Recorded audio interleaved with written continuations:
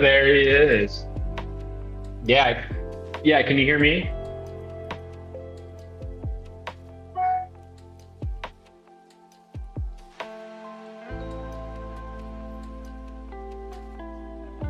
Got it.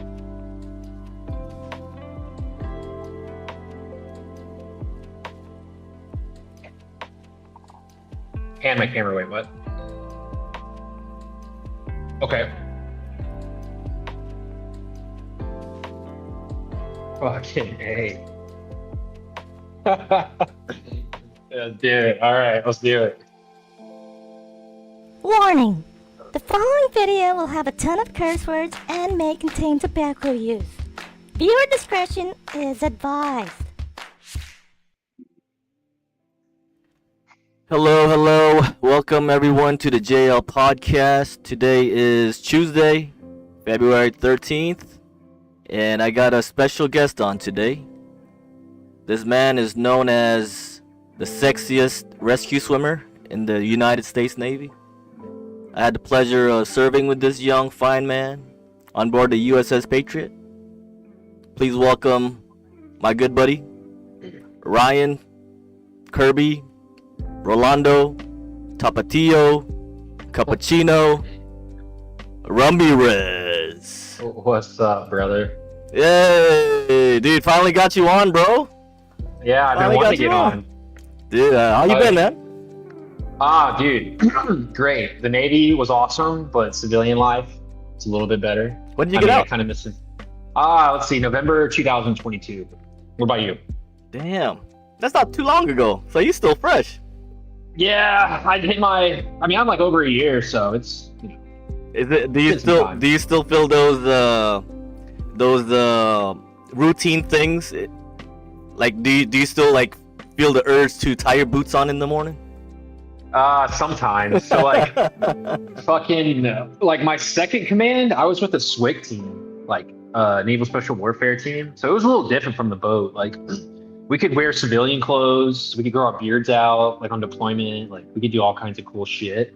And so once I transitioned to that command, and then transitioning from that command to civilian life, it was a little bit easier. Yeah. Because I was like kind of already in an easy, like comfort place. So it was a good.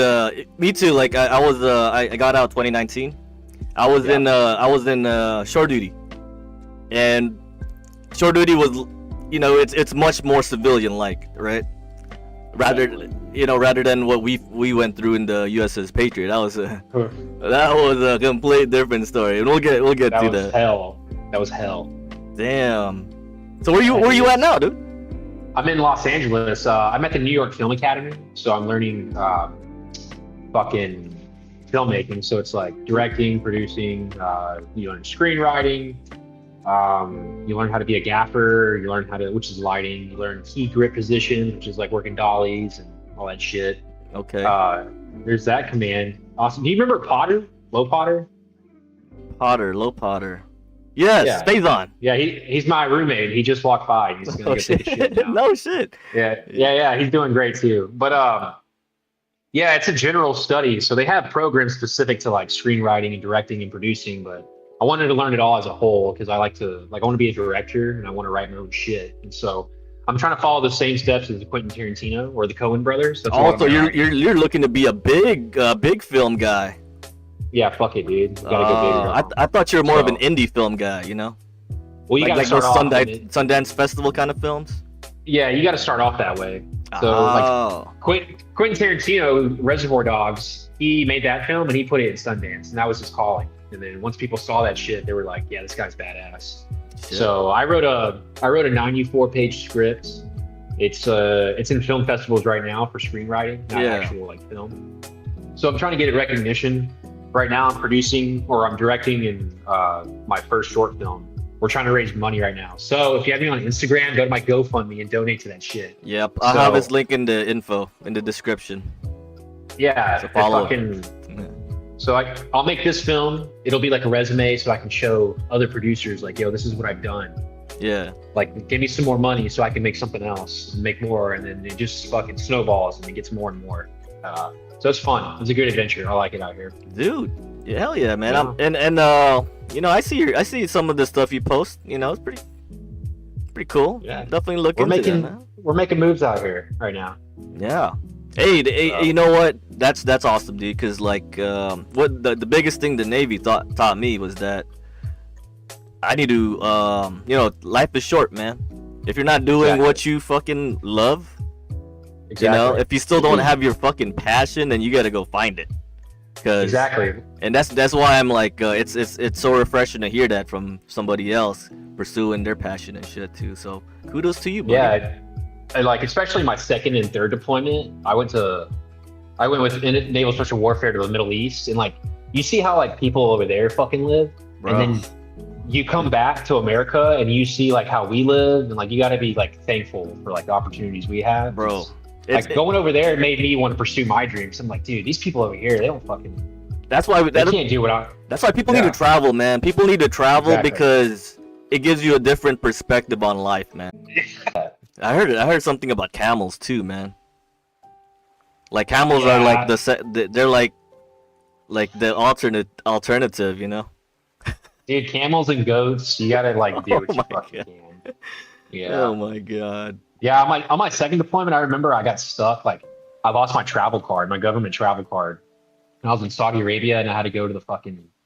Dude, I took like 8 back roads and like 5 fucking trains to get to this dumbass UPS like place. And this guy, like, I got into a taxi, and he like knocked on the window. He was trying to sell us goats. And me and like this one SWIC operator I was with me, and he's like.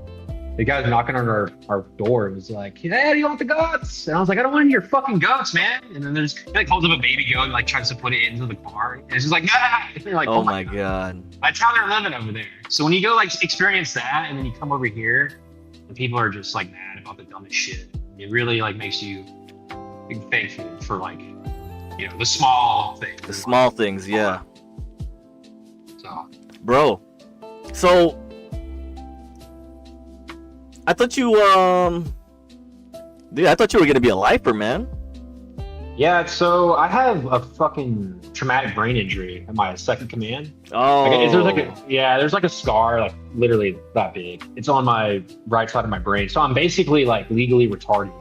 Or I'm sorry, that's a bad word. I meant like slow. I have an excuse now to get away with it. You're special. You're special. Yeah. You're special. I remember the neurologist was like, "Yeah, Ryan, there's like somebody in your brain like pressing the gas pedal, but they're just having trouble putting it in gear."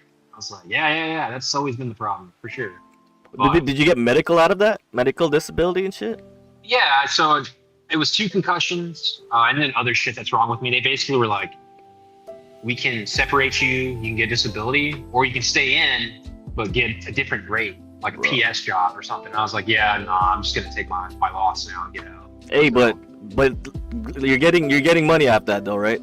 You're getting that actually, I'll say it. I got 90%. 90? Holy shit! Yeah, no, I was supposed to get 100 because you should push for it, bro. You're right there. I got a brain injury. So I met this dude that's been doing flames for like 30 years, and he looked at my shit and was like, "Yeah, the VA didn't do this, and that, right? So you're entitled for back pay all the way back from when you got out." Fuck so yeah.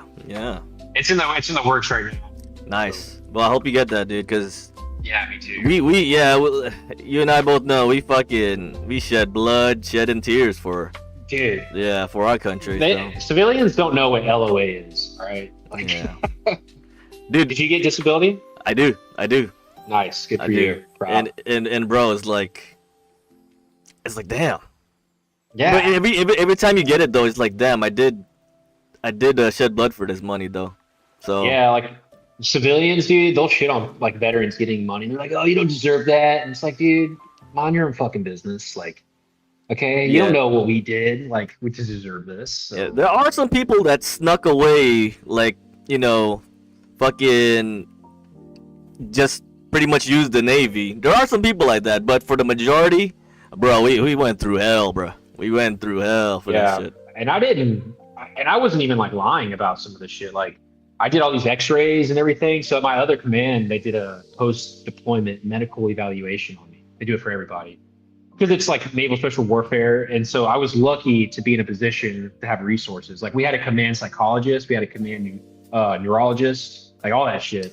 So yeah, they did all that, and they were like, the psychologist was like, she dipped her hand into my soul and pulled out all these things I didn't even know was wrong with me. I was like, holy shit. Damn. She's like, yeah, and they did X-rays. My joints are fucked, my back's fucked. I got 2 concussions, and I didn't even like know about disability before I got out. Like right as I was getting out is when I learned about it, and they were processing my stuff for me, and I was like, oh shit, I didn't even know this existed. This is cool. Do you imagine like if we both stayed 20, bro, we would be broken ass motherfuckers. Yeah, man. I would have already needed like back surgery or something crazy, bruh. It's amazing how like some people make it past 20 and just like, how the fuck are you still walking, dude? Yeah.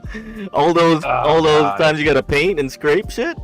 Come on. Yeah, this shit's great. Oh, I didn't mean to say that. I don't mean to offend anybody. Yeah. No, you're good. No, brother. that's the thing. That's the thing, though. I am struggling with though. Is like when I got out, dude, you cannot like. And I don't ever mean to offend anybody like on a personal level, like because in the Navy we have our Navy dark humor, and civilians don't understand that. Yeah. So whenever like, dude, I can't tell somebody to like shut the fuck up without offending them. So in the Navy, you're like, yo, shut the fuck up, but like you mean it like, just be quiet, but like, you're my boy, like shut the fuck up. Yeah. And in film school, I'm like, hey, can you shut the fuck up? And they're like, what'd you just say to me? Yeah, it's too rude. It's too mean for them, you know. Dude, and also I got out of the Navy because it's getting too like political. Like people are like, yeah, you get to that point and it's just like, you're either with this group or you're against this group, and you're just like, oh shit. There's too many yes men right now in the Navy. Yeah. And they're sadly they're taking over, but it is what it is. Yeah, but you know what? Like sometimes I feel like I was just way too different. I was way too an individual to manage staying for 20 years. Because in the Navy, you can't be an individual, you know. Yeah. You gotta be the G.I. Jane, G.I. Joe, the picture perfect image. Yeah. I mean, no one is, but you gotta just, people fake it. You know when people fake it till they make it. Then you realize these guys are freaking stupid. Yeah, at my command, or my second command, they were like, you could spend 8 years there, and then like if you have the right fucking qualifications, they could extend that more and more. So like some of the engineers I worked with, they had been there for like 10 years. So it was and I loved it. I loved my job so much. Like I walked in every day at 9 o'clock, left at like 11, and it wasn't shore duty; it was sea duty. Oh. And we go to places like, I can't say where, but you would collect like massive per diem, and you do great things and see per things. Diem. It was awesome. I miss that shit. Per diem. Ugh. Me too. I miss seeing every first of the month like a fat check for like per diem. Like, damn, that was nice. Yeah. I really was out there balling. Yeah, it was crazy, man. Like I would like look at randomly at my Navy Federal account, and I was like, yeah. Wait, where did this money come from? Where'd that come from? Hell yeah. Let me not spend it until I could verify, because these motherfuckers might have made a fucking mistake. Yeah, dude, the Navy is real quick to like take the money back, but they're real fucking slow about paying you what you're owed. That's the government, though, man. That's the government, you know. But dude, let's get into some news articles. You down? Yeah, for sure. Let me play this slide real quick. Beep news update. All right, brother. Hey, so recent news in Texas, and I know you keep up with news in Texas. There was this church at Lakewood. The Lakewood church got shot up by this Mexican lady, Janess Moreno. And have you heard about that? I have not, actually. How recent was this? Like really recent, like a couple days ago. Oh shit, yeah, I haven't heard about it yet. If it's like, I'll get on Facebook, and it sucks. That's like my only source of news. That's where I found it. Oh shit, there we go. I don't know why I have Houston CBS on my thing, but I have it. But well, long story short, she's mental. She has some mental problems. Apparently, she had a Palestine sticker on the butt of the rifle that she used. And apparently she was like, there was a lot of signs leading up to it, but no one ever pulled through and got her, before she fucking went ballistic. Mm. But but mental health though, like mental health. Do you think that's a problem in our country? Mental health, yeah, and I think, that's a broad subject or like a wide subject. There's so many like things that can contribute to mental health problems, like at a young age that you bring into your adult life. Yeah. Yeah, and like it's fucking like okay, for me, I grew up in a household where like it was Hispanic. My dad is Guatemalan, and he was very like, if you say the wrong thing, you fucking got your ass whipped with a belt. Yeah. Thing. Like it was just tough love. It was strict. Yeah. But that was what they're taught. That's what that's what that generation knew. But my dad grew up in the poor streets of Guatemala, so and when he came to America and like had me, it was like, if I fucking did something wrong, my dad would slap me in the back of the head, or like if I said the wrong thing, and so growing up, like now in my adult life, and this was with the psychologist, she was like I had troubles expressing myself to people because the way I grew up, like I didn't know how to talk about things with my dad or like anybody, and then I'm finally. Not to cut you off, but that's what it feels like the Navy did to me when I got out. It's like I can't really express myself because you guys would think I'm a psycho. Exactly.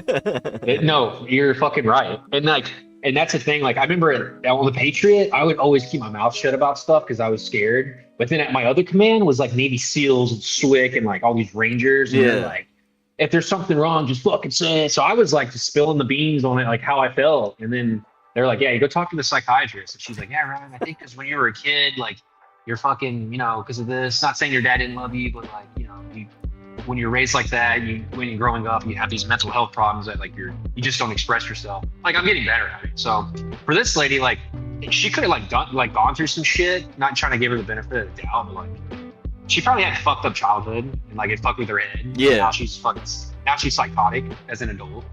Yeah, that's exactly what I researched. She was pretty messed up childhood. Married this Jewish guy, but she hates Jews. It shot up a Jewish church, so is that explains the Palestine? And then so that was rising fast food prices. What do you think about that? The rising fast food prices? Crazy, huh? A fucking McDouble is $4. Yeah, I try not to eat fast food as much.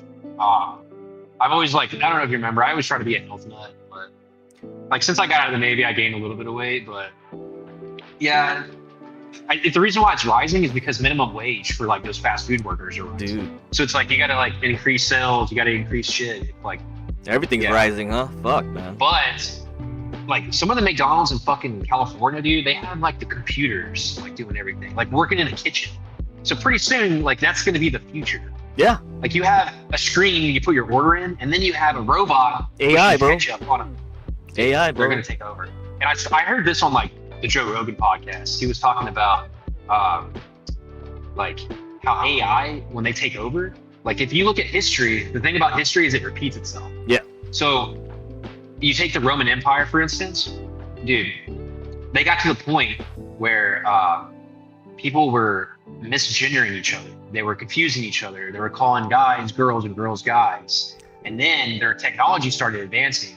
And then the barbarians took over and fucking killed all of them, wiped out the whole society. Like, it's weird. The barbarians were like, you guys are fucking weird. Like, I'm gonna kill you all. So, and that's happened in every single civilization.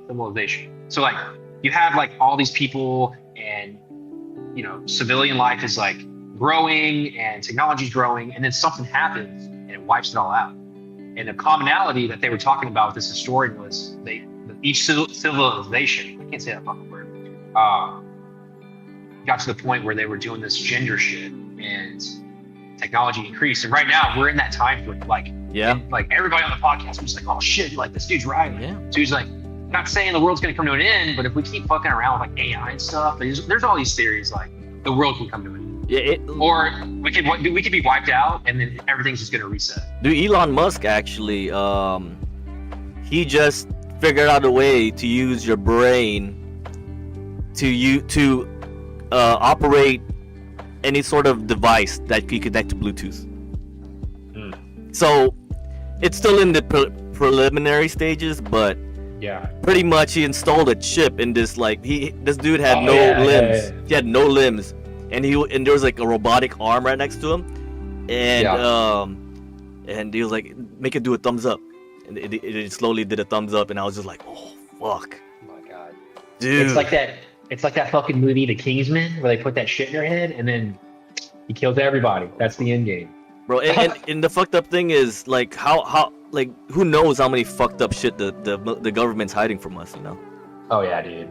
How many fucked up shit did you have? Dude, there's so much. Bro. It's like the what's his name? Bob Lazar, I think, the guy that discovered aliens or worked on alien craft in Area 51. And he started exploiting like all this shit that he did for the government. And then they just wiped his record. Like they wiped his education from the college he went to. They wiped his job title. They like erased his bank accounts. He like didn't exist anymore. So dude, that's crazy. It's a great story. And the government can, and I've seen how they could do that, man. They just fucking want you to disappear. You're gone. I was like, damn. But I wouldn't mind like disappearing. If somebody erased all my shit, I would be like, all right, you know what? I'm gonna pack my sailboat and I'm just gonna sail to like the Bahamas. Yeah. Just hang out over there. It's good being off grid, but you gotta commit. Like I couldn't commit, Yes. so I was just like, ooh, this is tough. But Dude. maybe. You gotta really commit to it though. But I really like those outdoorsy shits. You know, if the world did somehow like lose all its technology and we have to revert back to like, you know, foraging and shit. Dude, that'd be sick. You'd really know like who can survive and who can't. Like who are the weak people. Dude, there's so many people that can't survive, bro. You see it every day. Like, yo, if there's an apocalypse, you're dead. What would your inner circle be? Like who would you like if the apocalypse happened and zombies were taking over? Like what would be your ideal group of people? Oh, you know what? If it was if it's something involving also, water. Who do you classify yourself as in that group? Like, what do you bring to the table? Dude, like we're all arounders. I mean, if it was water based, I would definitely have you. But like as far as survival, I could shoot a pistol, I could shoot a rifle, I could defend, and I could make shit. I could do inventory. I could like consolidate all that shit. We're all rounders, man. I have my sailboat in Texas. I would mount machine guns and chainsaws to everything, like to swivel it, and I would stock up on food, pack my dog, and just kind of hang out in the ocean. And we're firefighters too, man. Don't forget that we're firefighters too. Yeah. So we're like all around fucking GI Joes. And if you're exposed to AFFF, I recommend you put in a disability claim. I think we're all right. I wasn't. I was in C school when that happened. So. Oh. The AFFF flood. I should fucking put it in. Yeah. All right, I'll look at that. Hey, our next segment is sports and stuff. Yeah. Yeah. Super Bowl. Did you want the Chiefs to win? All right. Say that again. Sorry, the Did thing you was want playing. Oh no, you're good. Did you want the Chiefs to win? No. Me neither. I wanted the 49ers. Well, I wanted the Texans to go as far as they could, which I knew they would make it to the Super Bowl, but the real answer is, did you want Taylor Swift to win? Dude, it was all set up. As soon as they started dating, people were like, "Oh yeah, they're winning the Super Bowl this year." There's no doubt. Yeah, they kind of gave it some suspense when they started losing halfway through the season. But like Travis Kelce, like the Chiefs, I think the statistics was like that team made $336 million off of them dating, like from jerseys and tickets and like airtime and ads. Swifties are everywhere, man. Swifties are everywhere, dude, bro. I'm about to get a lot of heat on fucking Swifties. So I wrote this film, the short film, and it's being produced, and we're starting production next week at my school. I got selected out of my whole class to be the first director on this project. So they're basically like, all right, guys, every week we're going to film a movie and pitch your idea, show us your script and what you want to do. And the great thing about the school is you have like hundreds of thousands of dollars of equipment up for free use. You know, it's an expensive school, so thank God I have a GI Bill, because I don't know how these other fucking students make it at this school. You're doing on campus, right? No, Or is it you get online? all the equipment. No, it's on campus. Yeah. Oh, it's on campus. Oh, so you're getting the full GI Bill. Yeah, and you get like all this gear, and you got to go out in town and like rent the locations and all this shit, and you got to pay out of pocket for a lot of things. But I wrote this script. It's called Game Day Swifty, and it's like a 5-minute short, and it's about these 4 girls who like invite a friend over, and they like convert her to a Swifty, and it's like this comedy like demonic show. Like, have you ever seen This Is the End? Yeah. Like how Jonah Hill gets like transferred into like a demon. Send me the link. Send me the link. I'll post it on the description. Hell yeah, I will. I'll do that. Yeah, we'll cross promote, man. We'll cross promote. And my sister is like a major Swiftie. She's been to every tour. She's like got all the albums. God. And I sent her the script. She's part of the problem, man. She's part of the problem. She is. She won't talk to me. Like, she will not talk to me anymore. Because I wrote this script about like demonic Swifties. Man, I'm like, dude, it's a fucking movie. Chill. If you can't learn to laugh at yourself, then you're not allowed to laugh at anything, you know. Yeah. I've laughed at all my mistakes, dude, in life. Like, oh man, I look back now and I'm like, dude, I did some funny shit. And in the moment, I was like, fuck, this sucks. Yeah. You know the people that continue going on are the people that learn from their mistakes. You know, because the ones that don't eventually filter out. Dude, some of my mistakes. Natural selection. Like, dude, this one, I got a great story, dude. I fucking, as soon as I got out of the Navy, did you smoke weed as soon as you got out? Because I feel like that's a thing that everybody does.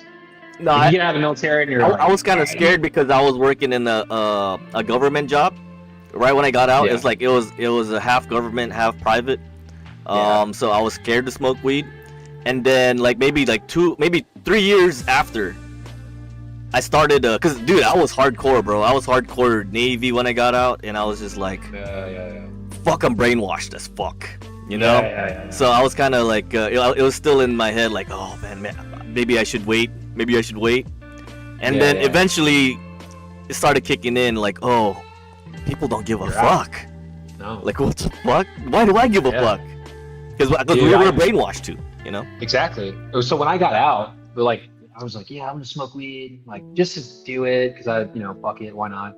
And I remember I called my boy Shay, and I lived on my boat in Texas. And Shay was like my neighbor in college in like 2012 at the dorm room at Blinn Junior College.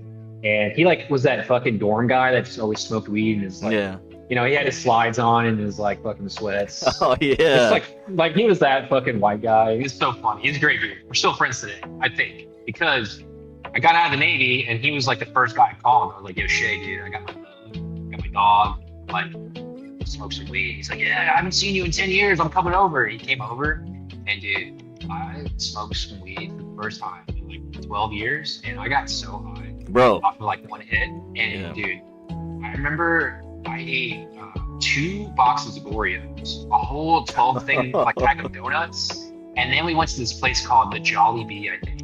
Not Jolly Bee store. It's like Joanne's Jolly. It's like this like fucking seafood restaurant down the street, and I got like a catfish platter. I had like maybe 8,000 to 10,000 calories in one sitting in like an hour. And we went back to the boat, dude. And I took another hit of the weed. Yeah. And I was like, Shay, I gotta take a shit. It's like, what? And I was like, dude, I gotta shit. And I took my dog to walk her, and as I'm on the pier, dude, I shit my pants. Dude. I like made it to the restroom. And I was like, hey man, I just shit myself. Can you bring me some like clothes from my boat? And he gave me the clothes. It's a good thing you don't drink. It's a good thing you don't drink, because if you drink, oh man. Dude, he gave me the clothes, and then he left. And I haven't heard from him since. Maybe he's like, it is an awkward situation. I would be like hesitant to hit you up too. I'll be like, I don't know if this dude is mad at me. Dude, yeah, and I told that story, and they're like, how's he doing? I'm gonna put that in the back of the list to fix. Yeah, I haven't heard from him since. What do you think about what do you think about Ohtani going to the Dodgers? Oh, I called that like 8 months ago. I'm like a baseball statistics dude. I know everything about baseball. That's my sport. I value that over football. Trevor Bauer, their starting pitcher, and the other Mexican guy. I can't remember his name. They got the other guy too, Yamamoto, right? Yeah, I think so. Yeah, they got the new the second best guy from Japan. They got him too. They're loaded, bro. They're fucking loaded. I think the Cubs got somebody too. Did they? Yeah, they got the other Japanese guy. But yeah. So Trevor Bauer and that like Hispanic pitcher both got kicked out of the Dodgers for beating their wives. Oh my. So God. like Yeah. they're down 2 ace pitchers, and you got Shohei Ohtani up for like he's going to be a free agent. Yeah. So I was like, oh, dude, they have the payroll. It's going to happen. They're going to take Shohei Ohtani. And then it fucking happened. So I was like, yeah. How are your Astros doing? Dude, I don't know what we're going to do next year because we lost Dusty Baker, which isn't a big deal, but our pitching, like we have Justin Verlander, who's like still badass, but he's like fucking 43. And then we have Lance Colors Jr., who gets hurt every season, and he's like an ace pitcher. Yeah. So we're relying back to our old ways of like farming players. You know, you like they basically call the Dominican Republic and they're like, "Yo, what you got?" You guys are you guys? So you're saying you guys are in this rebuild period? I think so, because at least for pitching, like fielding, we're stacked. We're not going anywhere because like we have Jose Altuve still. We have Jeremy Pena. We got Alex Bregman. We just like Jose Abreu in his like I think second season for the Astros, so we're stacked. But our pitching though, I'm kind of scared. Like I don't know what's gonna happen.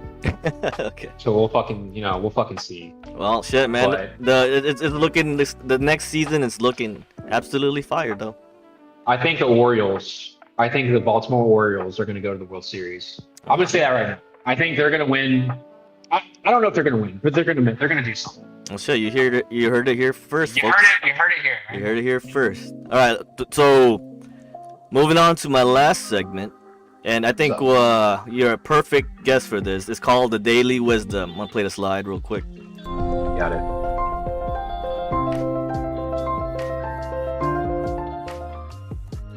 All right, so this is kind of like the segment where, what did you like? We kind of went through it earlier with the Navy, but what is the best advice that you could give to somebody?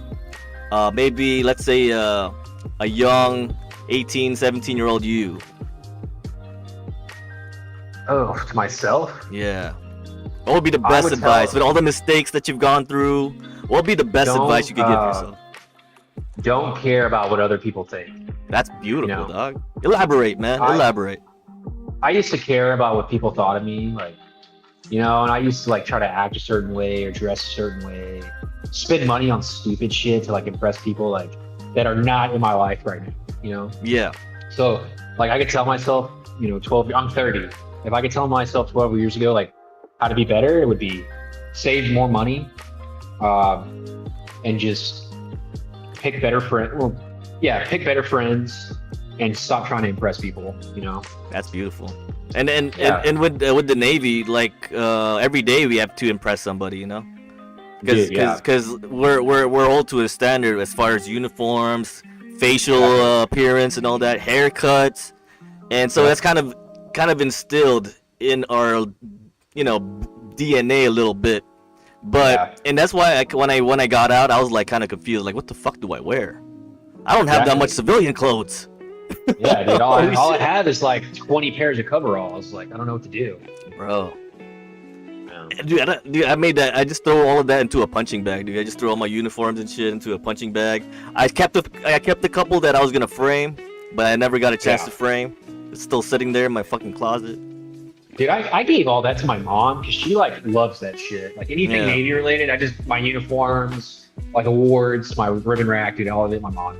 She's like making this giant thing through all that. So that too. Like I gave a couple medals to my parents. They like to hang shit. Like, oh, look at what my son did. Oh. Dude, you were the best. You were the best sounding in security. Why? You were. Why? Because you were funny. Like we would, in a personal friend way.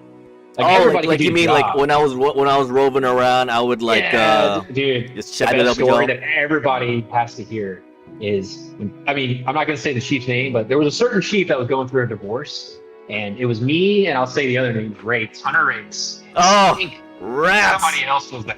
I missed that guy. we were at CCS and we were like bullshitting and being stupid, and that chief was just like, he's going through divorce. He's like, everybody shut the fuck up. I don't want to hear any talk. No. And we're like, oh fuck. So I'm like sitting there twirling my thumbs and everything, and then dude, I shit you not, here comes guys, opens the door, and you do like a twirl. You spin around and you did this, and then you were like, and you started singing the song "Man in a Mirror" by fucking Michael Jackson. What? And then you were like, I'm sucking with the man, and you pointed at that chief and you're like, take it away, and he's just like, dude, that was so funny because me and Rach were like, shit's so much funnier when you're trying to be quiet, like contain it. Yeah. Like I'm crying, he's crying, that chief's pissed, and you're over there like you're just doing your thing. I'm like, man, that guy's funny. I like that. Bruh. Like it was funny because like it was such a small ship that we kind of had like this like friendship with the chiefs and like the higher rankers, because we see them every day. We kind of like, even when we go out, like, oh fuck, you're here, god damn it. It's like yeah, it's almost to that point where like, hey. Yeah, in Thailand, it's like, don't go to this restricted area, and then you get there and you see the chief, and then now you're doing the Spider-Man meme. You're like, hey, I will say shit if you don't. Yeah, so much fun. Dude, you know what? There was some good times in that ship though. There were some good times, but not doing that again.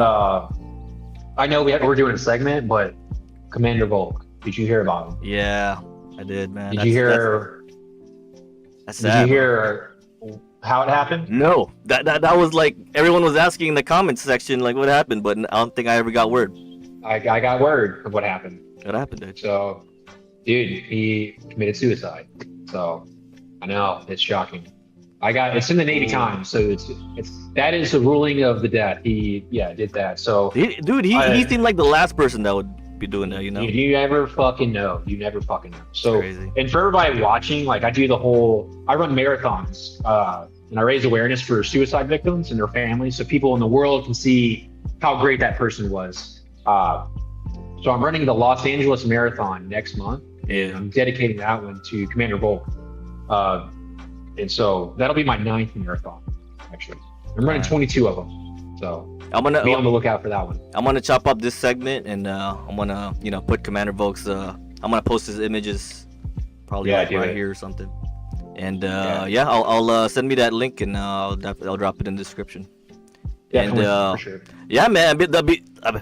He was awesome, man. He was awesome. If it was another like lieutenant commander, like I probably would have been demoted. Yeah. Remember when I went to mass? I probably would have been demoted, but he was like, "Fuck, I did that shit too." He was just one of those officers that, officers that like you could tell he like cared, and that's rare to see an officer like that. That's why it's so surprising that was the way he went, I'm not trying to put his shit out there. I mean, he probably had like a drinking problem, but there's notice you honoring him, just us honoring him, thanking him for the shit he's done. Yeah, he was a great dude. He was the only officer that smokes, and that says something. That says a lot. Like damn, I would chop it up with him, and I was like, can't believe this guy's my XO. Dude, I remember we do like a little pack transfer. We have a little small boat in the Red, and we're going through fucking Japan, dude. And you can't smoke on those little boats. And he's in the front, dude, and he's like, yeah, don't mind if I light up a stogie. And we're like, yeah, you own this boat. I don't give a shit. Bruh. Yeah, he's just cool. Yeah. Cool rule breaker. Lieutenant Commander Volk, we miss you. We miss you. Anything you, so I'll leave the floor to you, brother. Anything you want to promote? Anything I want to promote? Shout out, maybe? Oh, man.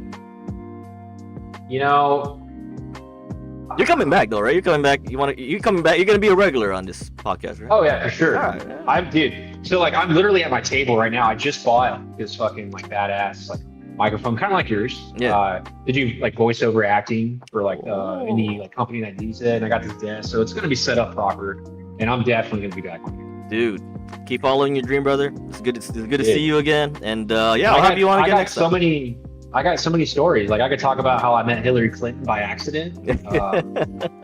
You know, I went and got tested for chlamydia and found out I had COVID. You know, it's this crazy world we live in, bro. But yeah, I'll definitely hit you up on the next one. Thanks for coming on, brother. Hell yeah, keep fucking trucking, man. Yeah, you too, brother. Peace up. All right, later.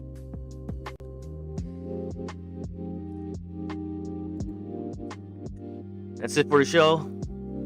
Thanks everyone for watching, and beep, I guess.